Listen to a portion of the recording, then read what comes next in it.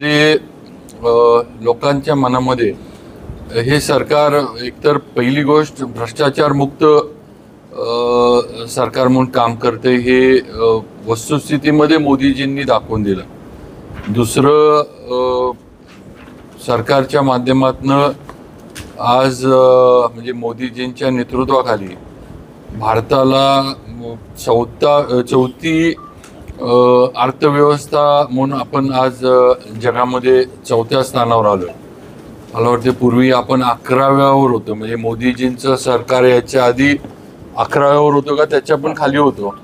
पण या 11 वर्षाच्या कालावधीमध्ये योग्य निर्णय, कठोर निर्णय आणि मतांसाठी निर्णय न घेता देशासाठी, देशाच्या हितासाठी, देशवासियांसाठी मोदीजींनी जे निर्णय घेतले, इकॉनॉमी अर्थव्यवस्था जी आहे ती सक्षम करण्यासाठी जे निर्णय घेतले, त्यामुळे आज तब्बल 11 वर्षामध्ये आपण 4थ्या स्थानी अर्थव्यवस्थेच्या याच्यात आलो. हे आपल्या सर्वांच्या वतीनं भारतीय म्हणून, भारताचे नागरिक म्हणून एक खरंच अभिमानाची गोष्ट आहे. आणि आज आपण 4थ्या क्रमांकावर आहे. नक्कीच अजून मोदीजींच्या नेतृत्वाखाली आपण 3रा आणि 2ऱ्या क्रमांकापर्यंत का होईना पण आपण जाऊ.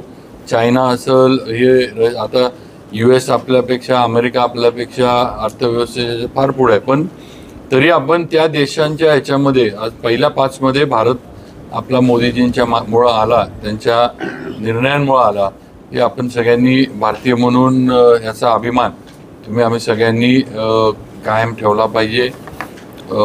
मेक इन इंडियाच्या माध्यमातून आज अनेक गोष्टी ज्या आयात करायला लागत होत्या त्या आज देशामध्ये बनायला लागल्या. हे सगळ्यात महत्त्वाचं या 11 वर्षातलं एक म्हणजे प्राप्ती आहे असं म्हणावं लागेल.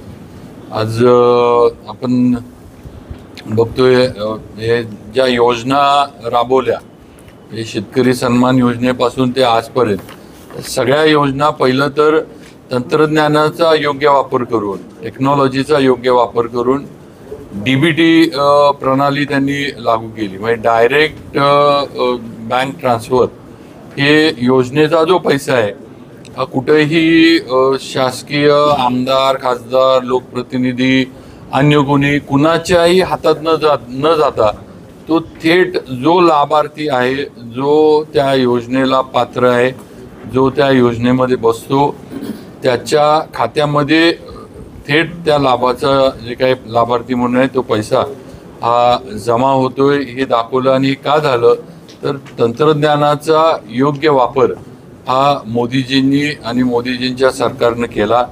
आज सेव्हिंग्स खाती उघडायला लावली लोकांना. आज तुम्ही बघा, जेवढं UPIचे ट्रान्झॅक्शन भारतात होतात तेवढे कुठंच जगामध्ये होत नाहीत. म्हणजे एवढं टेक्नॉलॉजी आपल्या देशामध्ये ट्रान्झॅक्शनसाठी गेली. आणि सगळ्यात महत्त्वाचं म्हणजे सगळं ही ट्रान्झॅक्शन जे चालू आहेत हे पारदर्शकता जी आहे ती या सगळ्यामुळे आली. सगळं रेकॉर्डवर आलं. त्यामुळं काळा पैसा जो आपण म्हणायचो, हा काळा पैसा कुठेही व्यवहारामध्ये आता राहू शकत नाही किंवा म्हणजे करता येत नाही किंवा काढता येत नाही अशी एकंदर परिस्थिती आहे. कारण सगळं मोदीजींनी कागदावर आणलेलं आहे.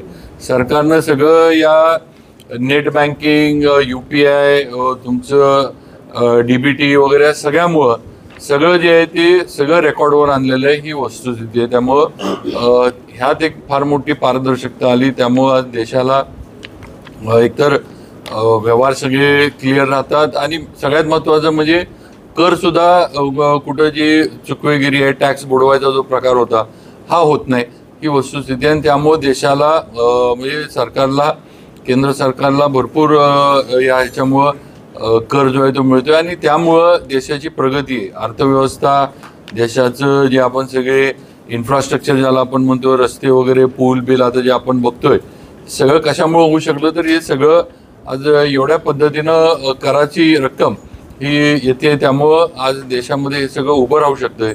ही दुसरी वस्तुस्थिती आहे. हे आपण लक्षात घेतलं पाहिजे. सगळ्यात महत्त्वाचं म्हणजे पाकिस्तानला ऑपरेशन सिंदूर याच्यामुळं जो झटका मोदीजींनी दिलाय ह्याचं नक्कीच एक आपल्याला आहे की आज सुरक्षित भारत समृद्ध भारत या मंत्राचा परिचय जगाला झालेला आहे. तुम्ही बघा, यापूर्वी जरा जरी आपण काही केलं तरी इतर जगातले देश किंवा UN वगैरे सुद्धा लगेच भारतावर काही ना काहीतरी निर्बंध लादणे वगैरे असं करत होते. पूर्वी सुद्धा ज्यावेळेला मला वाटते आपली अणुबॉम्ब न्यूक्लिअरची चाचणी केली होती त्यावेळेला अमेरिकेनं लगेच आपल्यावर निर्बंध आणले होते.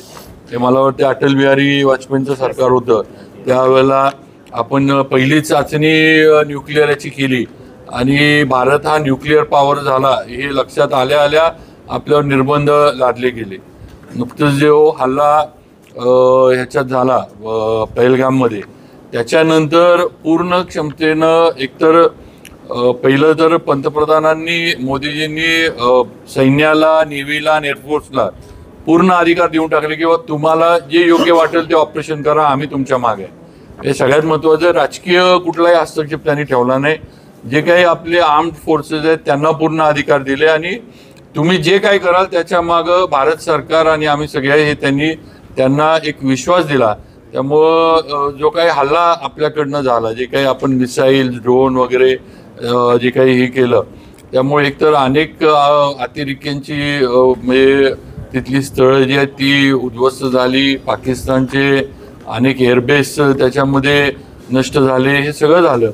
पण या सगळ्या याच्यानंतर म्हणजे ज्यावेळेला सगळं युद्धाचं हे थांबलं, कुठंही भारतावर निर्बंध लावण्याची भाषा ही जगामधल्या एका पण देशानं केली नाही. म्हणजे चायनानं सुद्धा भारतानं एवढं हे केलं किंवा भारतानं मिसाईल टाकल्यामुळे निर्बंध लावा यांच्यावर, जगातल्या एका पण देशानं कुठंही ही भाषा केली नाही किंवा UN वगैरे यांनी सुद्धा कुठेही आपल्यावर निर्बंध लावावेत किंवा भारताला काही सँक्शन्स लावावेत असं झालं नाही.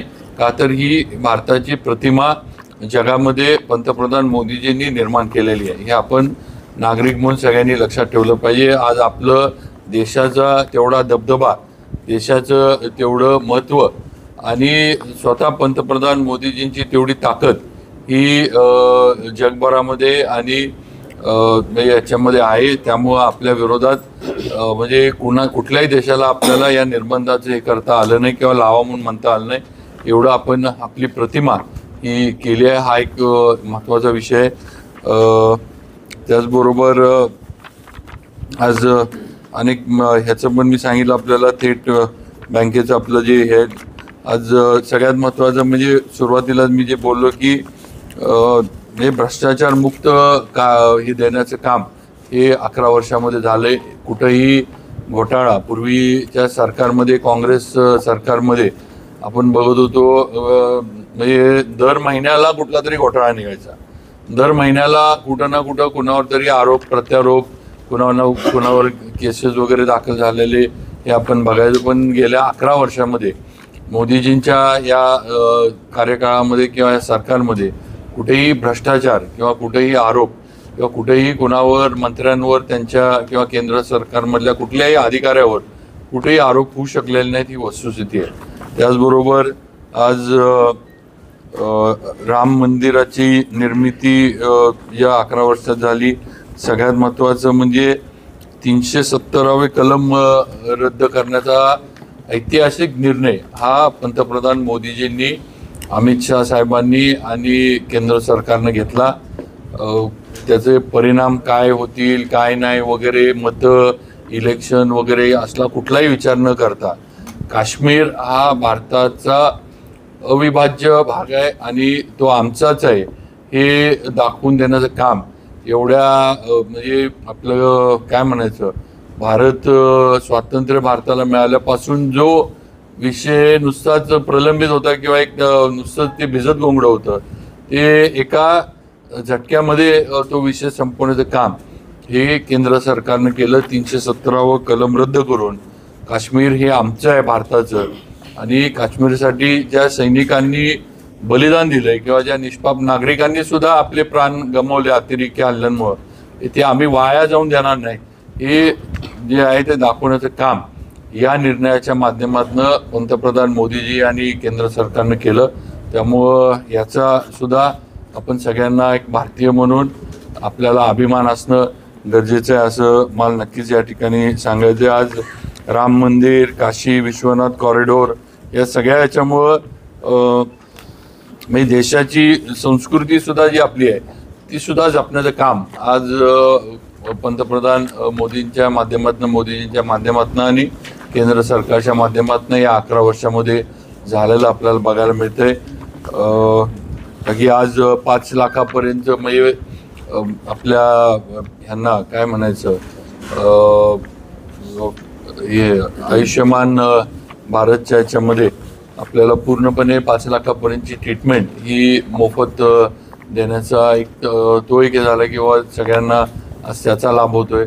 अशा अनेक योजना पंतप्रधान मोदीजींच्या केंद्र सरकारच्या माध्यमातून या 11 वर्षामध्ये अनेक गोष्टी प्रेस नोटमध्ये दिलेल्याच आहेत. अजून अनेक गोष्टी झालेल्या आहेत आणि सगळ्यात महत्त्वाचं म्हणजे ऑपरेशन सिंदूर जे आपल्या सर्वांच्या दृष्टीनं त्यावेळेला सगळ्यांचीच भावना झाली होती की आता सडेतोड उत्तर आणि काहीतरी ठोस असं केंद्र सरकारनं केलं पाहिजे, पंतप्रधानांनी केलं पाहिजे आणि ते त्यांनी करून दाखवलं.